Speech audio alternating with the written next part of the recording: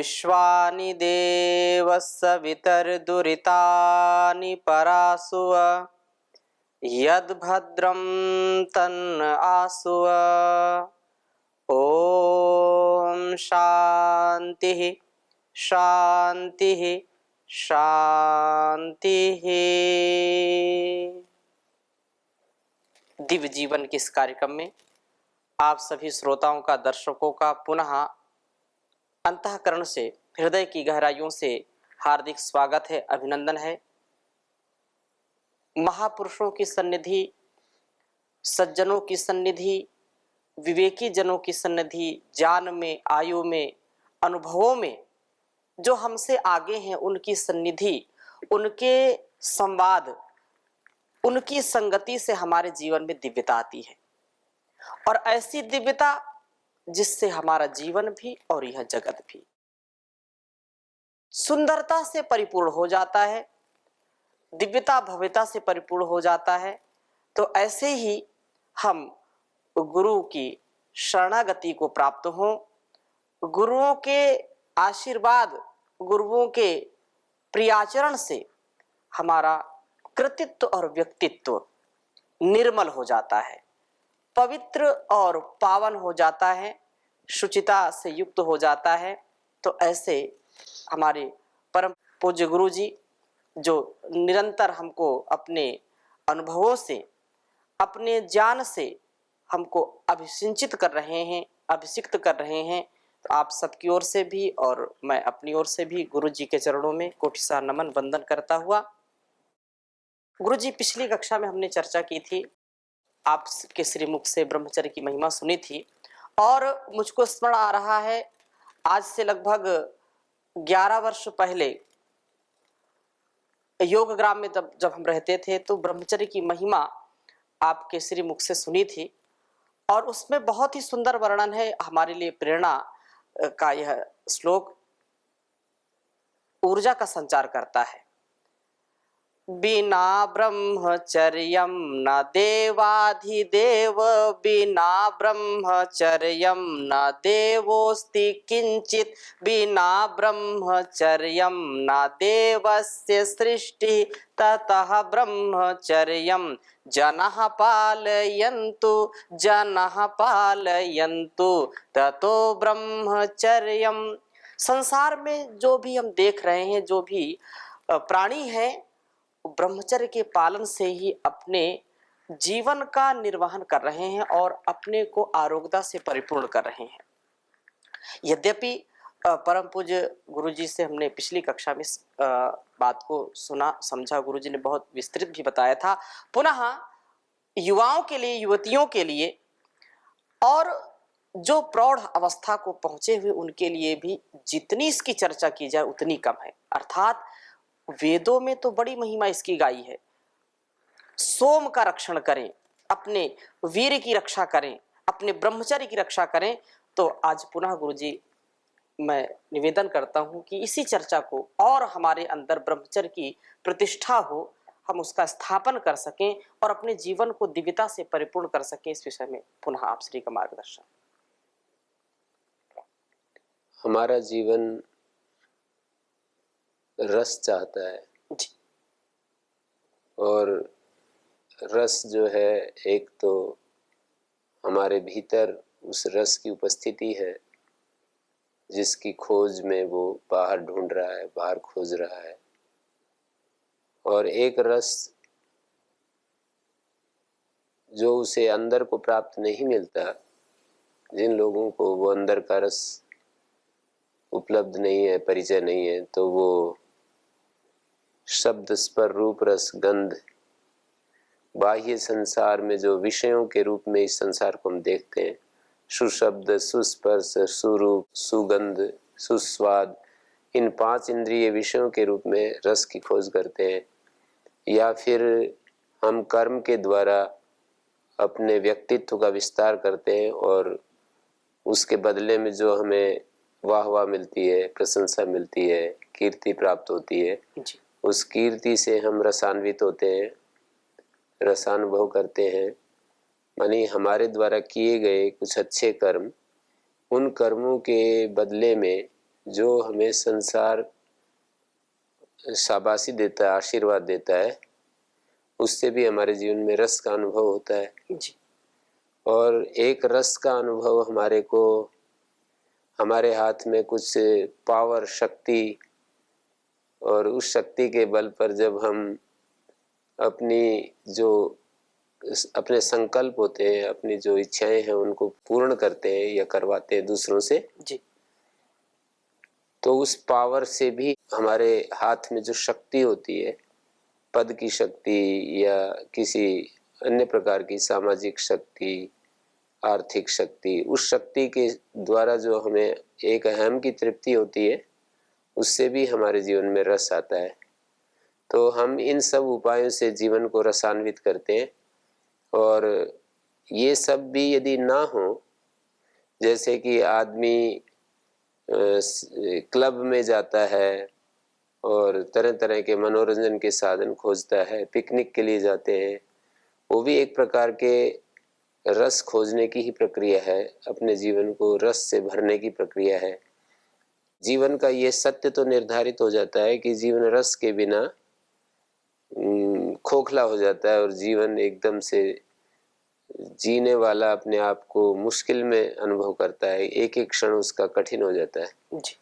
तो रस जो है, रसो वैसा, परम रस परमात्मा को, आत्मा को, भगवान को रस स्वरूप कहा है। तो या तो उस रस से हम जुड़ जाएं,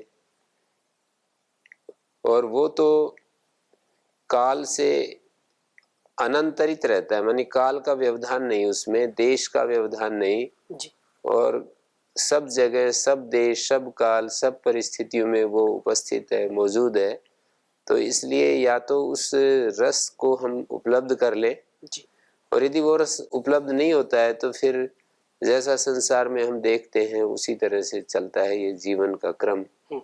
फिर मनुष्य अपने को रसान्वित करने के लिए ये सब जो अपने अपने ज्ञान और समझ के अनुसार अलग अलग लेवल पर रस खोजते हैं। जैसे एक आदमी अंदर का रस तो परिचय नहीं, पर वो सेवा से उसे एक रस मिलता है, उस सेवा के रस से अपने आप को रसपूर्ण करता रहता है, वो लगा रहता है रात दिन, मानी ऐसे कार्यों को जो उसकी रुचि के अनुसार हैं और उनमें वो बोरियत अनुभव नहीं करता, उसको आनंद आता है उन कामों को करने से। जी।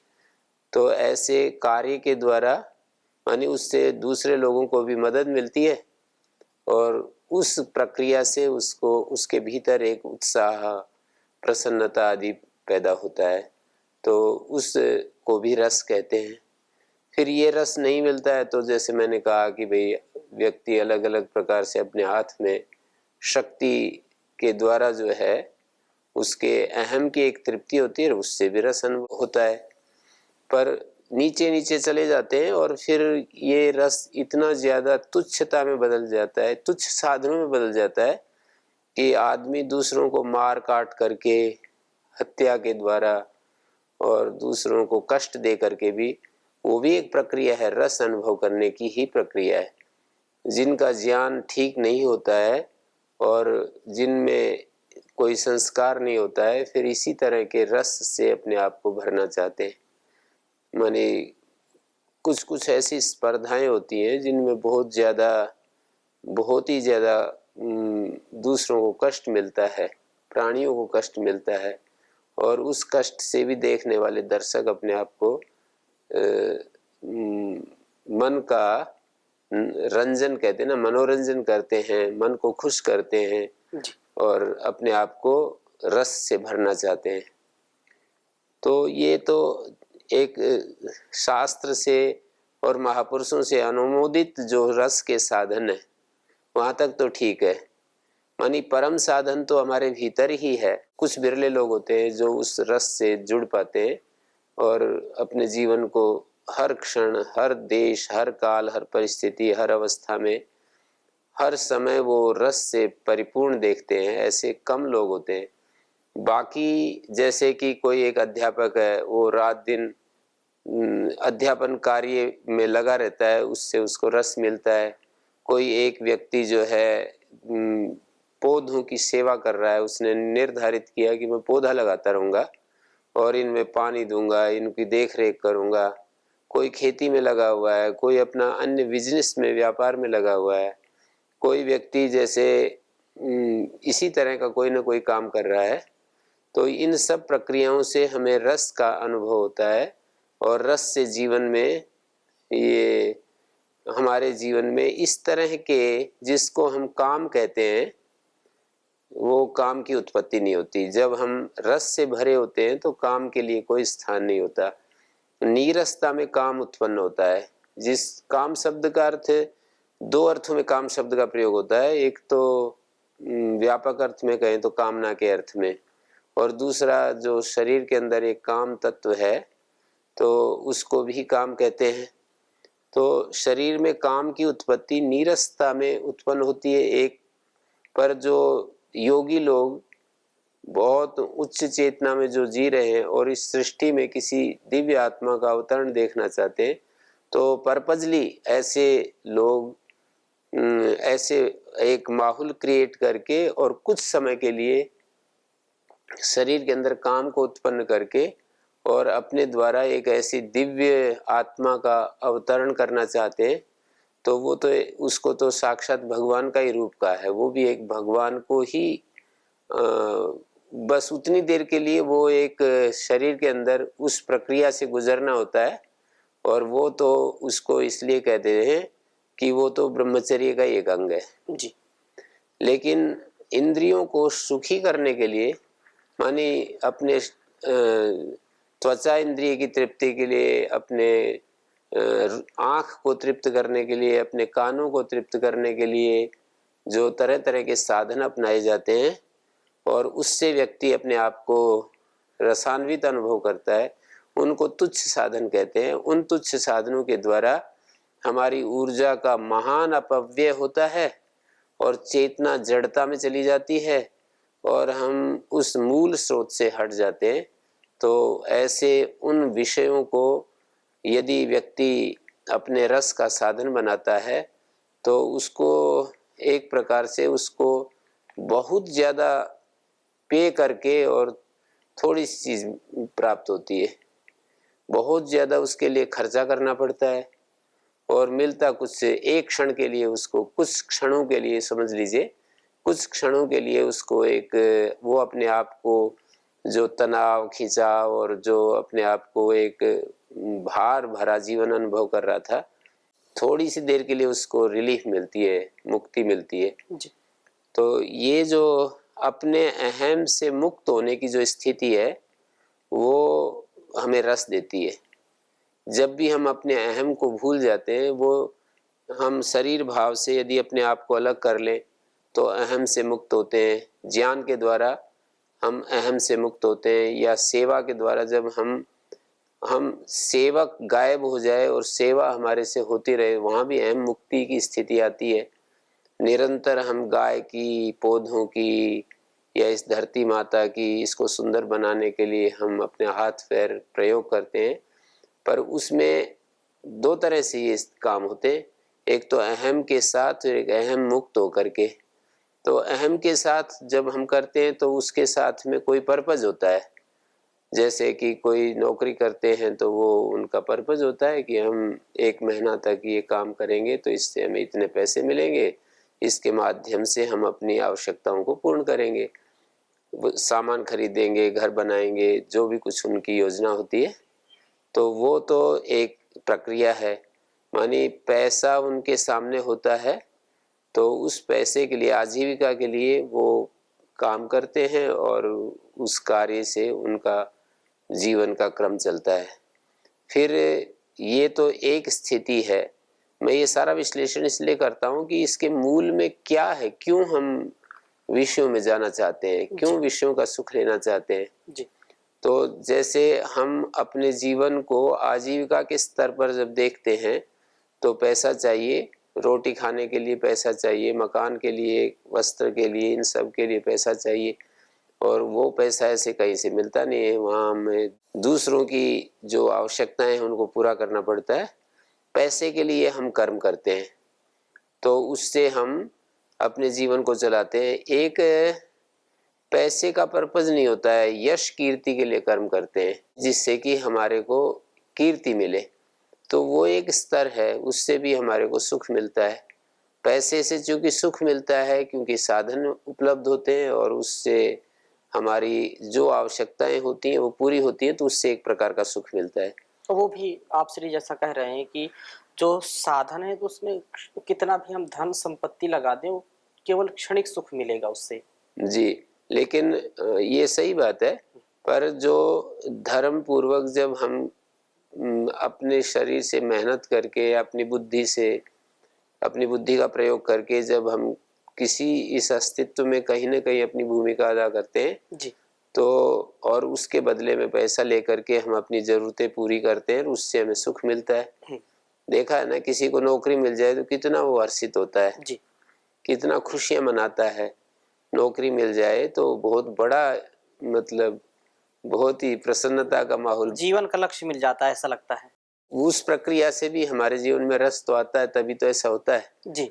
तो पैसे से हमें साधन मिलते हैं इसलिए रस मिलता है। सम्मान से हमें एक प्रकार के हमारे भीतरी कोई ऐसा तत्व है जिसको तृप्ति मिलती है, हम महसूस करते हैं कि हमारा जीवन सार्थक हो रहा है। जी। जीवन की सार्थकता अनुभव करते हैं ना हम, तो इसलिए फिर उसमें भी रस मिलता है कि जैसे हमने ये काम किए, हमने कहीं झाड़ू लगाई, दिन भर मान लीजिए कहीं झाड़ू लगाई और हमारी ऊर्जा हमें हमारे ज्ञान के अनुसार हमें दिखती है कि मैंने अपनी ऊर्जा का आज का दिन सही उपयोग किया, तो उससे सायंकाल देखेगा आदमी को बड़ा एक सुकून सा महसूस होता है। जी। बहुत अच्छा महसूस होता है जब हम अपने प्रातः काल से सायंकाल तक का जीवन बिल्कुल जो हमारा ज्ञान जिस तरह का हमें राह दिखाता है उसी अनुसार यदि हमने जी लिया जी। तो हमारे को बहुत ही संतोष अनुभव होता है। क्योंकि ये एक नियम है कि जैसा आदमी जानता है, उसका जैसा ज्ञान होता है, उस ज्ञान के अनुसार यदि वो उसके कर्म हो जाते हैं जी।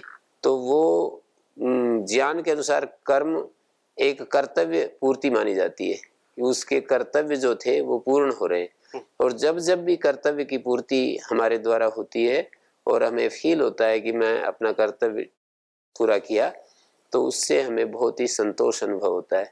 तो इन सब प्रक्रियाओं से हमारी नीरसता जाती है और हमें सुख का संचार होता है हमारे भीतर। जी। ये सब भी साधन रस नहीं दे पाते जब जिनको, तो उनको फिर स्त्री को पुरुष का, पुरुष को स्त्री का सुख चाहिए, स्पर्श इंद्रिय का सुख चाहिए, आंखों का सुख चाहिए।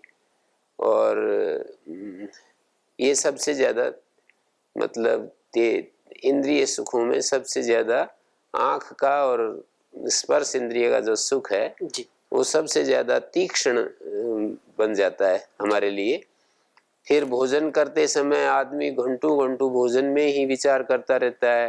भोजन करते समय भी बहुत यही चर्चा रहती है, कितना अच्छा भोजन बना, कितना, मतलब दूसरे दूसरे भोजनों की तुलना होती रहती है।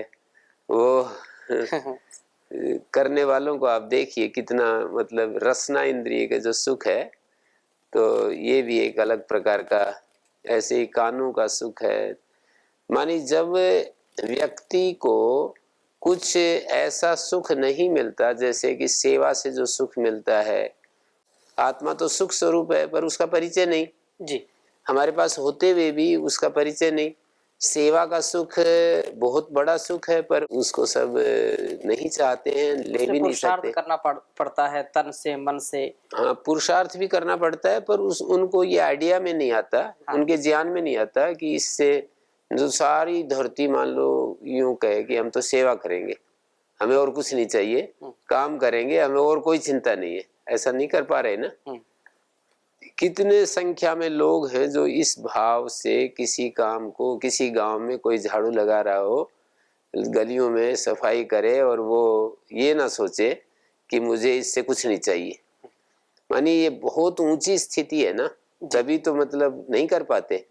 मतलब जिस काम को सब कर पाते हैं वो उतना ही साधारण काम माना जाता है, और जिस काम को करने वाले कम संख्या है वो अधिक मतलब कठिन काम माना जाता है। जी। तो एक रस्सी पर चलना कठिन काम है ना, इसलिए कम लोग चल पाते हैं। जी तो इसी तरह से बहुत बड़े बड़े जैसे आदमी एक प्रकार से ओलंपिक मैच जीतना और एक भारत का प्रधानमंत्री या किसी राष्ट्राध्यक्ष बनना, अमेरिका का प्रेसिडेंट, जैसे ये काम कठिन है ना। जी तो ऐसे ही क्योंकि कोई कोई तो बन ही जा रहा है, हम्म, पर इन सब में भी सबसे कठिन काम तो ये है कि आदमी अहम मुक्त हो जाए, आत्मा को अनुभव कर ले। वो तो परम सुख में रहता है, जी पर वो जो आदमी किसी काम को कर ही नहीं पाए तो ऐसे बड़े सुख का लाभ क्या है। जैसे मैं प्रधानमंत्री बन ही नहीं सकता, तो अब कितना भी बड़ा सुख हो उस पद पर, तो मैं उसके बारे में कैसे सोच सकता हूँ जब मेरी सामर्थ्य ही नहीं है। तो मतलब ऐसी कैटेगरी करके हम देख सकते हैं कि जो सत्ता का सुख है और सेवा का सुख है और जो परमात्मा का सुख है, ये अलग अलग सुख हैं। पैसे का सुख है और प्रतिष्ठा का सुख है, ये सारे सुख हैं। जी और उन सुखों में हमारे जीवन की हम सार्थकता अनुभव करते हैं। किसी को जैसे कि एक बड़ा पद मिल जाता है, सीएम पीएम आदि बन जाते हैं, वो व्यक्ति जीवन की इतनी बड़ी सार्थकता अनुभव करता है कि तू अब इसके माध्यम से बहुत कुछ अच्छा करेगा और वो बहुत तेरे को सुख मिलेगा, बहुत तेरे को मतलब कीर्ति मिलेगी। दो चीजें मिलती हैं, कीर्ति भी मिलेगी, पैसे भी मिलेंगे। जी और कुछ लोग जो है भोगी किस्म के लोग हैं, उन्हें भोग भी मिलते हैं, बड़े ऊंचे पद में हुई हो और वो व्यक्ति इंद्रिय सुखों का वो हो, दास हो, तो वो भी मिल ही जाते हैं।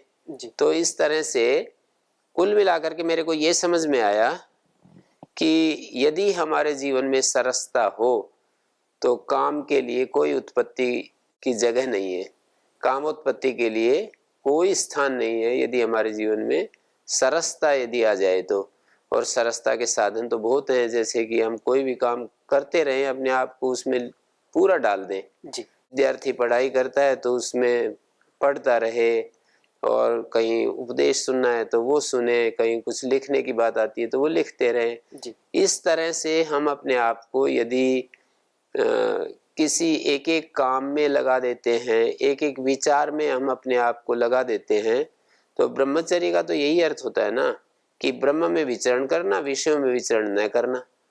यदि पॉजिटिव तरफ से कहें तो ब्रह्म में विचरण करना, नेगेटिव तरफ से कहें तो कहेंगे कि विषयों में विचरण न करना। जी और ब्रह्म क्या तत्व है? ब्रह्म आत्मा को कहते हैं, ब्रह्म किसी बड़े लक्ष्य को कहते हैं, ब्रह्म सेवा को कहते हैं। जो भी ये सारी चीजें हैं, ये सब ब्रह्म है ना। कि कामना मुक्त होकर के यदि हम सेवा करते हैं तो कितनी बड़ी चीज है, इसलिए इसको ब्रह्म कहते हैं। सेवा ब्रह्म है, आत्मा ब्रह्म है और ज्ञान ब्रह्म है।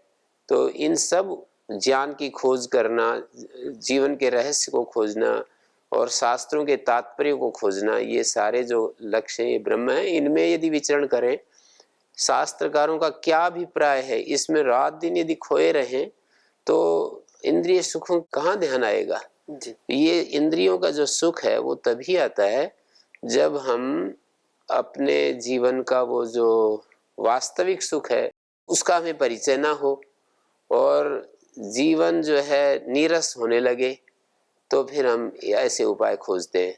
तो इसलिए मेरा कहना यह है कि यदि हम अपने जीवन को थोड़ा धैर्य से देख सकें और हम दूसरों के अनुभवों का लाभ उठा सकें कि भाई सेवा से भी एक रस आता है, तो इन उपायों से भी हमारे जीवन में संयम की साधना होती है। मानिए अपने इंद्रियों को अपने वश में रखना, उनको इंद्रियों को विषयों से फिर बचाने की जरूरत नहीं पड़ती, रोकने की जरूरत नहीं पड़ती। इंद्रियां सहज रूप से रुक जाती हैं और हम विचारशील तो हमें होना ही चाहिए कि हम क्या कर रहे हैं, क्या सोच रहे हैं, कितना हम किसी चीज के, जो चीज हमें मिल रही है बहुत सारी ऊर्जा समय शक्ति खर्च करके, जी उसकी वैल्यू कितनी है और इसके लिए मैं कितना अधिक इसके लिए पे कर रहा हूँ, ये सब बातें यदि विचार कर सके आदमी, तो मनुष्य एक बहुत विचारशील प्राणी है और वो घाटे का सौदा नहीं करना चाहेगा। जैसे आजकल के साधारण भाषा में समझें इस बात को, तो कोई बिजनेसमैन भी ऐसा काम नहीं करता कि उसको कोई अरबोपति हो, 500 रुपए का भी घाटा हो, ऐसा नहीं चाहता है।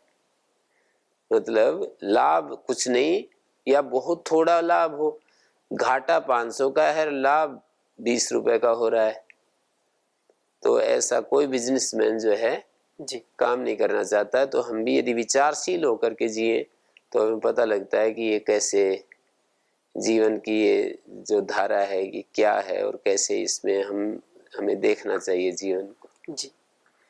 तो परम पूज्य श्री गुरु जी महाराज ने बताया कि हम अपने इंद्रियों के सुखों की जो कामना है उसको हम जो है ध्यान न दे करके अपने को उस रसोवई सह जो परम पिता परमेश्वर है, जो सबसे बड़ा रस का स्रोत है, वो हम अपने जीवन को उससे सरस बनाएं, नीरस न बनाएं, इंद्रियों को वश में रखें। किसी कवि ने बहुत सुंदर बात कही है, दमन इंद्रियों का तू करता चला जा, दमन इंद्रियों का तू करता चला जा, काबू में आएगा मन धीरे धीरे, तो कर बंदगी और भजन धीरे धीरे, सुने कान तेरे, सुने कान तेरे सदा वेदवाणी, सुने कान तेरे सदा वेदवाणी, तू कर वेदवाणी मनन धीरे धीरे, तू कर ऋषियों की वाणी का मनन धीरे धीरे, काबू में आएगा मन धीरे धीरे। तो धीरे धीरे हम अपने जीवन में खूब संयमी बने। मर्यादित संयमित जीवन ही सच्चा जीवन होता है। इसलिए हम ऋषियों की वाणी, वेदों की वाणी का श्रवण करते रहें और जीवन का आनंद लें। इन्हीं शुभकामनाओं के साथ, शुभ भावनाओं के साथ आज की संवाद को यहीं पर विराम देते हैं। शेष चर्चा अगली कक्षा में करेंगे। ओम शांति शांति शांति। ओम श्री गुरुभ्यो नमः।